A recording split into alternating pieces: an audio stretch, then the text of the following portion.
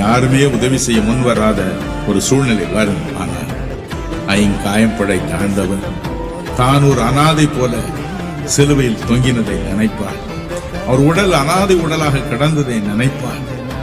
அவர் நமக்கு உதவி செய்வார்.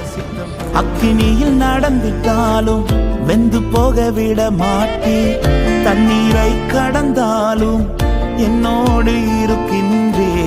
அக்கினியில் நடந்திட்டாலும் வெந்து போக விட மாட்டே, செழிப்பான இடத்திலே என்னை கொண்டு வந்திடுவே.